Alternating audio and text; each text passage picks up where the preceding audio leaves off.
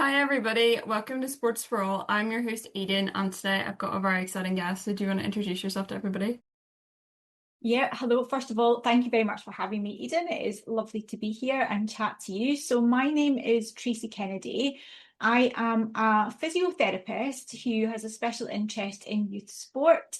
I'm also a qualified teacher and educator, so I do lots of work around education with coaches, parents, young athletes themselves.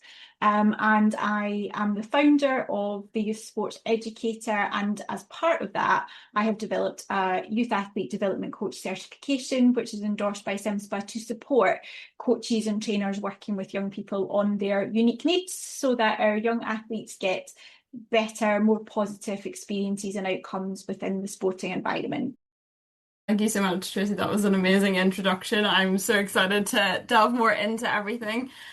So do you want to tell everybody a bit about your journey into sports? Maybe if there was any sports that you enjoyed when you were younger, and maybe the pathway that you've been on so far. Yeah, absolutely. So, I suppose my first kind of experience of sport really was through my dad. So my dad was a competitive cyclist, and when I was younger, I used to go along to the competitions and cheer him on from the sidelines with My Little Pony lunchbox. And so that was my kind of first sort of sporting experiences that I remember really. Was doing that. And then my dad was very keen that because of all the extra benefits that you get from sport, so not just the physical, the mental, the social, all of the things that that can help with, was very keen that I did sport. There was still, I would say, more barriers to sport for girls when I was younger than there are now. So I tried a few different sports. So I had the opportunity to go and explore and experiment with a few different things. So I tried gymnastics and badminton and a bit of running, and I tried some dance, but none of those things really quite excited me. I'd like them, but they weren't things that I really wanted to kind of get stuck into. More just do them for fun. And then I was doing swimming lessons anyway as a younger child, and eventually the swimming teacher was like, "Oh, she's quite good. Does she not fancy trying out for the swimming club?" And at that time, I was like, "Oh no, that sounds scary. I don't think I'm good enough for that. I don't really know what that would involve." And then, so again, my dad took me along. So there was half of the pool being used by the swimming club, half of the pool was for public swimming. And he took me along at the same time the swimming club were going to be in, and so that I could see what it was they did. And I was swimming up and down beside them, and I thought, oh, actually, this maybe isn't as scary as I thought. I think I could maybe do that. And then spoke to the coach while we were there. So I ended up doing swimming. So from about the ages of about 10 to 16 or 17, I did competitive swimming. And then I really just stopped, not because I didn't enjoy the sport anymore, just because the academic pressures got a bit greater. So I still trained, but I didn't compete because I just didn't have the same sort of fitness to compete to the same level. And then continued to swim, still do a bit of swimming, not as much as I would like to, just with the times the pool's accessible for that. But I then started through university and things, got into going to the gym a little bit more, although I did go to the gym anyway. I was very lucky in that my dad saw the real importance of doing that, particularly as somebody who did a non-weight bearing sport. So I am forever grateful that, particularly as a female who's now getting to that other stage in life, where hormones are changing again, that actually I had that kind of help from my dad to make sure my bone health was there for helping me now in life. So I'm forever grateful for that. But yeah, I started then doing a bit more running. Now, running was not something, I am not a runner. It does not come easily to me. I find it, yeah, absolutely. I find it quite difficult. But I think because I had done all those years of swimming, I was just fit enough to kind of plod Yeah. along. And then I was persuaded to do a half marathon, finished that with a huge blister on my foot, to the point that I was working in the hospital the next day as a physio, and I was sent down to A&E for them to burst it, Oh which was gosh. lovely. And I vowed I was never going to ever going to do that again. And then fast forward a few years, and not only had I done more half marathons, but I've also done a few full marathons as Oh, well. So yeah, I think those early experiences for me which again is one of the reasons that it's so important for me to kind of advocate for that youth positive experience, is that those early positive experiences that I had shaped the fact that I still love and enjoy being physically active now. Yeah. And I think that's so important, isn't it? Yeah, no, 100%. And I think you get so many benefits from it from such a young age, and those benefits can, and those skills that you can develop, like really help you with your career, education, so, so much. 100%, I think from an early age, being involved is so important. You're right, finding what works for you at specific points in your life as well. Because again, you're going through a lot when you're a teenager, and it's hard to kind of juggle everything. It is, Yeah, yeah. Yeah, definitely. And I think that kind of sport experience, I guess, was also what led to my first interest in physiotherapy yeah. too. So that kind of led to me being interested in that as a career. Yeah, no, 100%. So obviously you describe yourself as the youth sports educator and you've had quite an interesting career path. Do you want to tell everybody a bit about your career path and maybe what inspired you to work with children and young people? Yeah, absolutely. So, my career started as many physiotherapists did when I was coming out. Started in the NHS over here in the UK, and I always enjoyed working in paediatrics. So I would I would stay a rotational physiotherapist for longer than I maybe should have or could have to progress in terms of my career path, because there were no permanent jobs in paediatrics at the time, and I wanted to continue to do that. So there was me and only one other person who actually liked doing that. And we used to just say, right, you take that rotation, I'll take the next one. So we kind of switched backwards and forwards with it. So developed a real kind of breadth of experience in children and young people. So everything from intensive care to oncology to neurodevelopment, to just sort of fractures and respiratory, all sorts of things. So develop that really kind of broad knowledge and experience within working with children and young people. And then actually, if I'm being completely honest, some of those things I began to find much harder to deal with once I had my own children. Oh, really good. Yeah, I found it more difficult to separate, and you have to be able to do that a bit to cope with seeing some of the things and dealing with some of the things that you do. So I kind of took a step back from that a little bit, and then I started to work more privately, which then got me into more youth sports spaces. And then as the mum of two very sporty children, I've kind of worked with them as well through some of that. But yeah, so I now work more within, not just in the sort of grassroots community space, not with elite teams and things, just your everyday young athletes that are out there doing sport and physical activity. Yeah, no, I love that. I think that's a really good point to touch on because I think people maybe think like the elite athletes maybe need extra. There's a lot going on there, but I think Yeah, even people just doing sport every day and younger athletes coming through, younger people who just do it for fun, they also really need support and different ways to manage everything that's going on in their lives alongside their sport as well. yeah, exactly. And I think, you know, when we're in these elite environments, you have that support anyway. You often Yeah, have a medical team, you maybe have sports psychologists, you have lots of people round about you. And particularly for children and young people in that kind of grassroots community sporting spaces, they don't have that support. yeah, They don't have that level of knowledge round about them when they're doing it. And actually that can have a massive impact on their ability to continue to participate, their pain experiences that might then affect them, you know, into their adult life.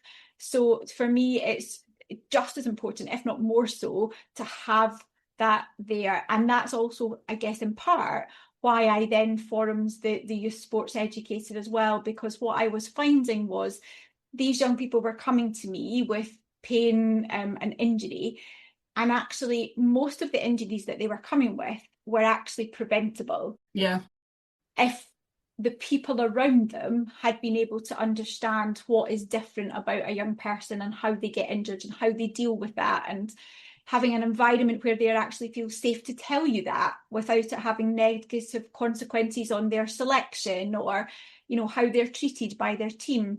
So I think what I then realised was I was seeing these young people, often they wouldn't come to me until the pain was such that they had no choice. Yeah. And then I was having to, and it would always be my last resort to pull a young person out of sport, but I was sometimes having to do that or severely modify their training and competition schedule to try and manage that injury.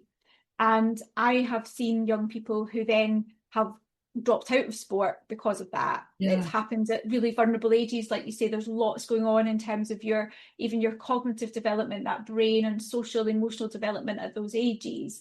And we were losing these young people from sport or giving them not these positive experiences. So yes, I could educate that young person and the parent when they come into me, but actually to make a bigger impact and to really effectively stop them getting to me in the first place, I needed to be out there in that sporting community to actually educate the coaches, the trainers, the parents, and the young athlete themselves in order to try and do that. Yeah, no, 100%, because there's such a whole team of people surrounding that young person. And I think once everybody really understands what they need and how they can maybe prevent those injuries or that young person as an individual, I think that's really important. Like I know whenever I was injured when I was at my club, I was still given the opportunity to get involved in coaching. So I think Yes. also that piece about allowing young people to stay connected, even maybe if they're out of the sport or they're maybe struggling, can you find somewhere where they can still slot in and stay involved?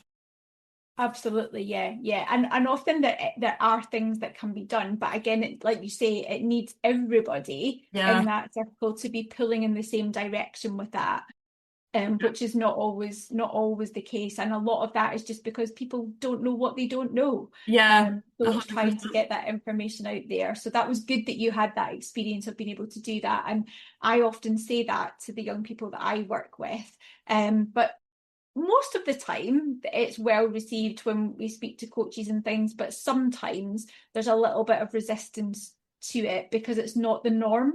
Yeah. Um, and they feel like, well, I'm going to be like the odd one out. What will people say if I'm doing that? And actually, it's just because it's different. Where if we just make that part of this is just what happens, and everybody will have a turn at doing that at some point potentially if we're trying to manage things, then it stops becoming a big thing for that young person. Yeah. And also parents were kind of saying, oh, you know, I'll try and speak to them about this, or I'll try and speak to them about that, but it's really hard. And so yeah, everybody needs to be on the same page, really, don't they? Yeah, no, 100%. It's definitely a team effort. Do you think you faced any big challenges throughout your career, being in the different roles, and what have you learned from those experiences that maybe have helped you in other areas or other roles that you've been involved in since? There's a few different challenges, and I guess it's part of life, isn't it? Being thrown different challenges, and to some extent, as long as they're not too great a challenge, it's how we learn, it's how we grow, it's how we evolve as a person, as a professional. So I think one of the biggest challenges that I had was when I switched from being employed to being self-employed. Yeah. That was a huge learning curve, because I was used to having a salary coming in. You knew exactly what you were having every month, and suddenly you didn't quite have that. It could be quite up and down.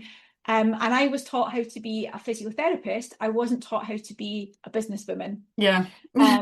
So I had to learn lots of new technology skills. I had to learn like lots of business management skills. So many different things that I had to learn within that. But again, having done that, that's what's enabled me to then set up the Youth Sports Educator, develop the certification, and do the things that are associated with that as well. So I suppose, like you say, it's how you kind of frame that challenge, and then you use what you've learned from that. And then I guess in terms of, I think we've kind of touched on it a little bit already, actually, but in terms of my challenge as a sort of physiotherapist, working with young people in sport, it is that kind of disconnect that's out there at the moment, really, between what a good youth sport environment actually Yeah. looks like in terms of the environment, the development, the involvement of the young person, the understanding of how the body changes, the training needs for that's appropriate for the age and the stage. There's a bit of a disconnect between that and what actually happens. Yeah. And 100%. so for me as a therapist, it's about like trying to manage different people's expectations of things and how we try and work with everybody to get everybody on the same page. And I would say that's a bit of a challenge, and the kind of expectations and the pressure sometimes that's on these young people to continue to compete through pain. So Yeah. that the expectation that, and it sometimes can be said quite innocently, but a teammate or a coach saying, but your team's relying on you, we Yeah. really want you there. And yes, they might mean that in the nicest of senses, but actually that's pressure. Yeah. So it's kind of managing all of those different people's expectations is part of that challenge. And I guess, again, that's another part of why I created the education side of things and the certification course, because if we can have everybody understanding that good youth sports environment a little bit better, then those conversations are much easier, or they just happen anyway without me needing to have them. Yeah, and I think it's so important that you touched on that language piece because I think that is something that a lot of people aren't necessarily aware of that and the impact that can have on the young people. And Yeah. maybe not at that specific moment, but maybe later on down the line and how they approach other things, Yeah. with that expectation. Yeah, that's it. And the kind of that sort of culture, I think, that exists, and it's because they're kind of sayings, aren't they? They're kind of no pain, no gain, and if you're not, working hard enough, then you're not going to get better. And like some of the kind of even the slogans that we see round about sports suggest that I should have pain and I should be pushing Yeah. through it. That's normal, and actually, no, it's not. 100%. I guess like the media and there's just so much around that high intensity and keeping going. But yeah, things could be prevented and injuries could be lessened and yeah, the culture needs reframed, I think, in some clubs and some kind of specific sports, I would say as well. Yeah. So my next question is, what have been some of your proudest moments or achievements so far in your career journey? It's quite a big question.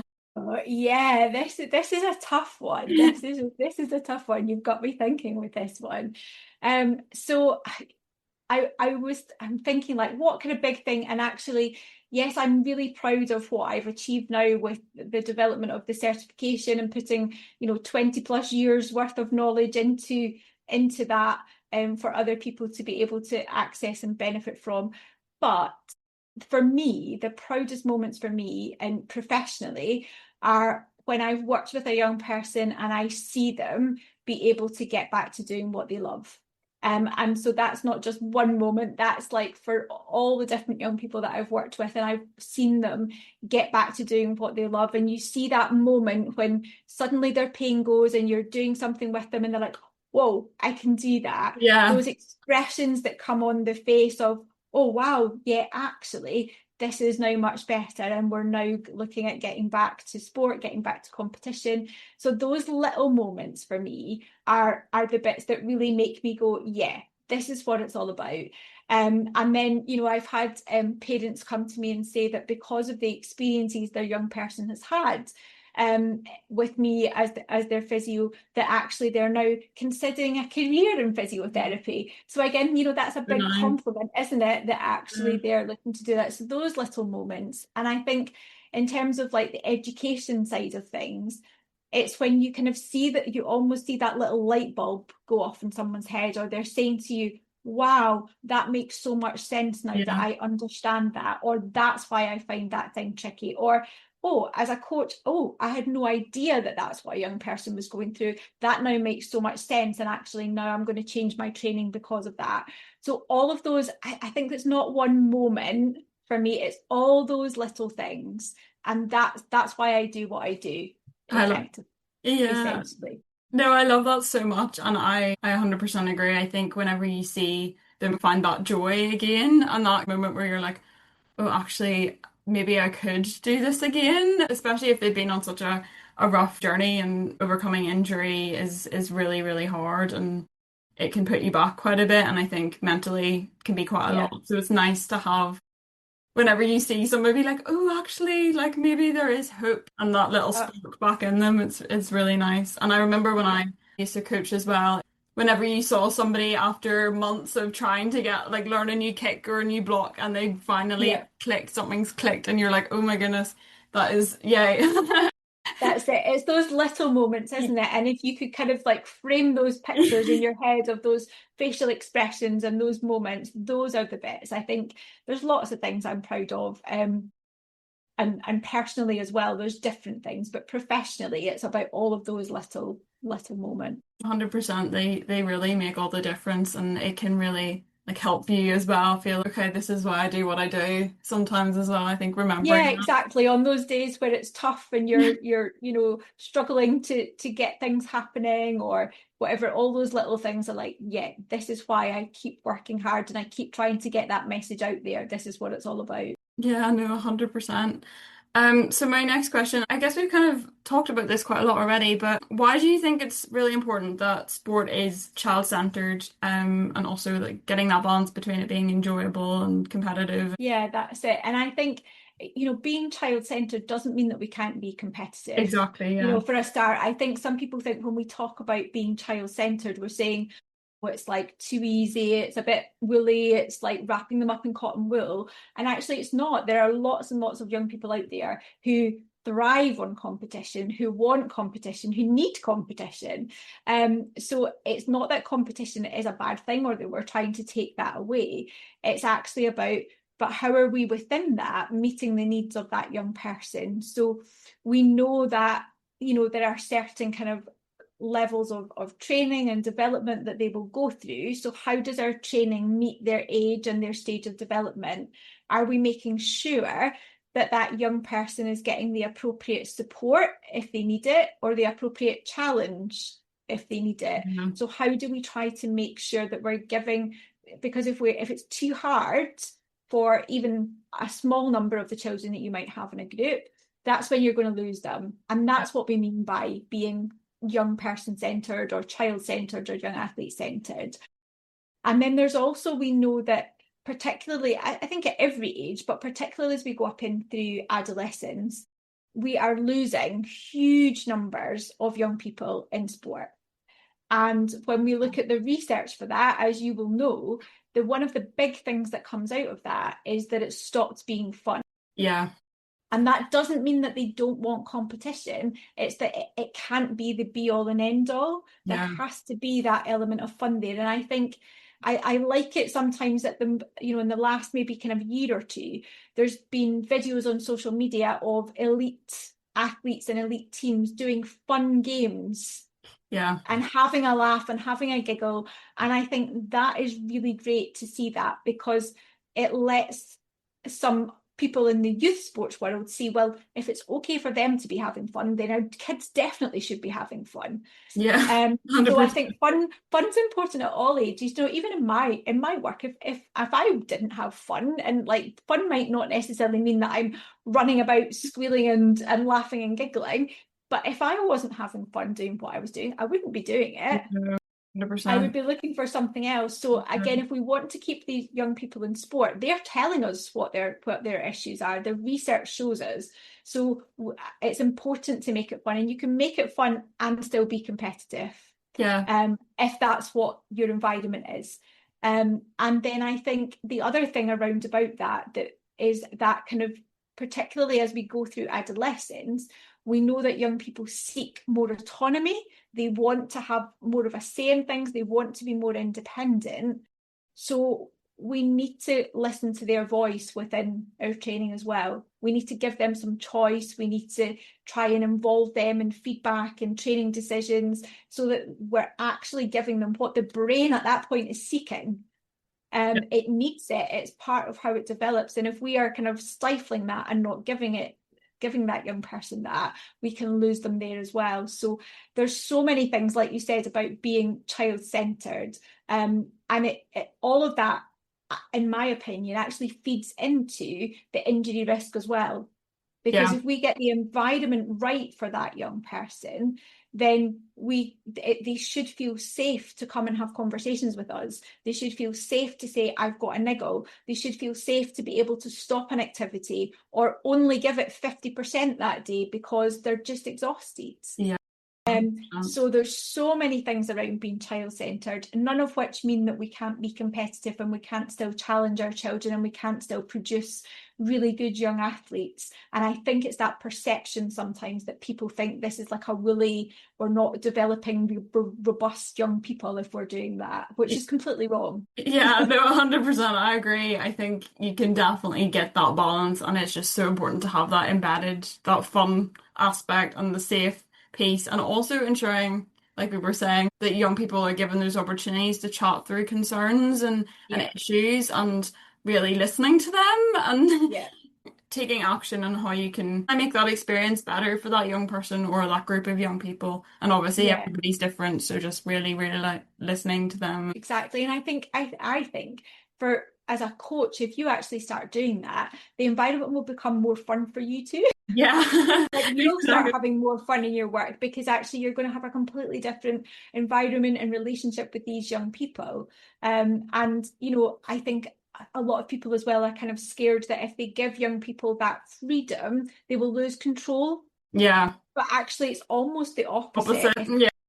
Yeah, If you get it right, you actually find that those young people actually, fully respect you. They will know where the line is and they will stick to that because actually you're not making them kind of fight against authority. You're giving them that within your session, yeah, and valuing them as young people. They need to feel that they belong as well. That's really important. So again, thinking about that environment that you're creating and how you see success, because not everybody can achieve the same things in yeah, sport at the same ages. So what does success look like? So if I was just to take like football for an example, like success does not necessarily mean that I score the most goals. yeah, um, so how do I define success? What am I looking for that child so that they feel that they have been successful? And I think that comes out quite a bit as well, that children feel that they can't do things because yeah. they don't ever get praise. They need to feel they belong in sport and that they have a place there and that they're valued. Yeah, no, 100%. I think that community and belonging piece is so important. And I think if you don't feel that, then you're not likely to maybe stay in that club or get that Yeah. experience. Exactly. And if you think about, how we as adults, if we're in a workplace and we don't feel valued and we don't feel that we belong, it's not a nice experience. For anybody that's ever been in a work environment like that. It's not a nice experience. Yet our young people are far more vulnerable. Their brains are still developing, they've got all these emotions and hormones and everything running around, and their sense of self is developing. So why would we want to put them in that environment? That makes so much sense. So my last question, I can't believe we're at the last question. I Uh, know. so went so quick. What advice would you give to a young person who wants to pursue a career in sport, but might not have the confidence? Yeah, so if they want to pursue a career in sport, I would say like the first thing is start to get involved in some sport. Now, that doesn't mean that you have to participate in Yeah, sport. It doesn't mean that you have to go there and compete and be a participant, but be around sporting environments so that you have a real understanding of how they work, some of the current issues, some of the current priorities, and just get speaking to people within those environments. So it might be that you go and like volunteer once a week, and give a little bit of time to do that. And I know, yeah, volunteering is not getting paid for a job, but you need to gain that experience. So try and maybe do some volunteering, pick a sport that you like, or maybe that you did yourself previously, or find something completely different so that you're getting that sort of different experience. But go and volunteer a little bit, have conversations with people within that. And I would say, like, try to kind of move to some different environments as well, because yeah, not all, as we've already mentioned, not all clubs, not all sports will have quite the same setups. So having that broader understanding of sport in general, I would say, is really important. And most clubs will be more than happy for extra volunteers, to come and help them. They're normally crying out for volunteers to help. So I would say that was a kind of first step. If you're then if there's anything round about you that is like, there's quite often some like sports type conferences and things that happen, and for the vast majority of them you do not need to have a job in sport, you do not need to have a certain profession to be able to go along to them. So have a little look out for them, and even if you go and you're not confident enough to speak to anybody, you can just go along and listen to the presentations. So again, you've got that knowledge, you're beginning to see what are the issues, maybe what areas of sport would I maybe like to start to go into, because there's so many different careers within sport. And then you might then build up the confidence to chat to somebody. If you ever see me or see me on the list or anything like that there, just come up and say, I heard you on this podcast, and then we can start a conversation from there. But sometimes it's just making that first hello to somebody. But Yeah. as I said, if you don't have the confidence yet, just go along and listen, and take on board the information, because then if you're looking for a career in sport, it's showing that you've got that initiative, you've got the drive, you've got the interest, and you can then have conversations with those people about, oh yeah, they were saying that at this conference. So it shows you've got that kind of greater depth of knowledge. And again, if you then wanted to go into maybe a specific career where you needed to have like some kind of qualification, so a college or university qualification, then again, all of these things count for you to put on your application forums and they're looking for that broader general knowledge of sport and things as well, and it shows that you really want to do it. You've got the knowledge to know this is definitely the career for me, rather than go, oh, I don't know what to do, I'll pick sport. Yeah. So So yeah, those are the things I would say to kind of start with. And then obviously if there is a specific sports path that you want to go down, then, or a specific career that you want to go down, then trying to get some work experience with somebody who does that job is always quite good. And if you approach that person and say, I'm looking to apply to college, I'm looking to apply to university to do this, I would really love to come and get some work experience, the vast majority of people will try and accommodate you. Yeah, no, 100%. I think you've given so much great advice. I think it can be really tricky to do these things. But Yeah. yeah, starting off just by attending and then seeing how that progresses as you kind of maybe gain more confidence. Yeah, and even to start to recognise faces, or for people Yeah, to start to recognise your face just because you've smiled at them yeah, from across the room. All of those things start to make it a little bit easier for you to be in those environments as well. And if you are looking to try and get into more kind of elite type sports, then the connections that you have are crucial. yeah, no, Um, to 100%. even find out about the jobs being available. Yeah, So yeah, the more you can do that, even if you're not that confident, like I say, just go and be in the room. yeah, no, 100%. That is so, so important. Well, that's everything. Thank you so much for coming on. I've really enjoyed our conversation, and yeah, I think you've given some amazing pieces of advice that will really help a lot of people. So thank you so much. Thank you very much for having me. It's been lovely to chat to you. I've really, really enjoyed it. And if any of your listeners want to come and find me, I am most active on Instagram. You can come and find me there as the Youth Sports Educator. And if anybody wants to ask me any questions, feel free to pop into my DMs and send any questions you have my way. I don't mind. I love, as you can probably tell, chatting all things sport, and particularly youth sport. And for any of those people who might be interested in having a career in sport, if I can help in any way, then again, please just let me know. So Amazing. thank Thank you. you so much. I will definitely share all the links and everything so people can definitely ask questions if they have any. But yeah, it's been so nice. Thank you so much. Thank you. Thank you so much for listening to my podcast. If you want to find me and connect further, you can find me on LinkedIn at Eden Byrne. Until next time.